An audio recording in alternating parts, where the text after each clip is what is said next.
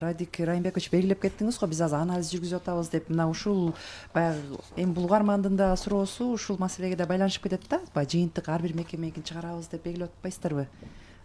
Ошо анализдин мүмкүн алдын ала жыйынтыктары жөнүндө кыскача бөлүшүп кетесиз.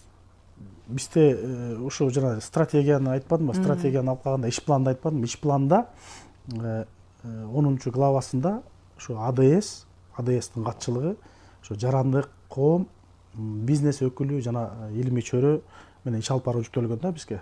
Анан биз башкы прокуратура менен биргеликте ушул жылдын февраль-март айларында мамлекеттик органдарда ошо стратегиянын аткарылышы боюнча мониторинг жүргүздүк 25-жылга.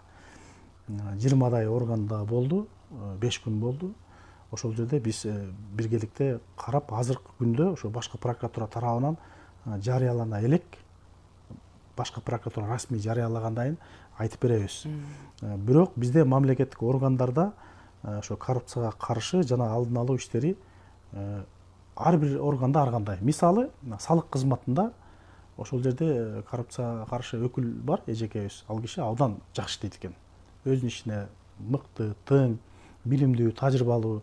Ошондой эле архитектурада, курулуш министрлигинде да ошол жерде өкүл абдан жакшы алып барып атат. Бирок азыр былтыр президентибиздин жарлыгына ылайык ар бир мамлекеттик органдагы мурдагы өкүлдөр азыр прокуратурага өтүп кетти. Башкы прокуратурага өтүп кетип, бүгүнкү күндө алардын жол жобосу, иш жолу аныкталып атат. Алар эмне иш алып барат, ошо министрликте же министрликтер өздөрү ошо пландагы ишти улантабы, же ошо башкы прокуратуранын ыйгарым укуктуу өкүлү менен биргеликте алып барабы, бүгүнкү күндө ал боюнча азыр толук менде маалымат жок.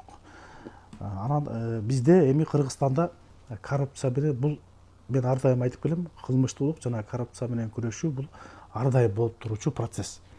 Биз эми мурдагы бийлик башчыларыбыз тарабынан ушул акыбалга келип калганда, убагында айтылган фактыларга, убагында ошо болуп аткан ошо коррупциялык схемаларга, болуп аткан кылмыштарга көңүл бөлбөй, баары жакшы деп жүрө бергендин айынан ушундай бир чоң маселелер жаралып калганда, анан ошол маселени бир 5 жылда эле талкалап жок кылып, коррупцияны жок кыла бериш бул невозможно да, орусча айтканда. Анан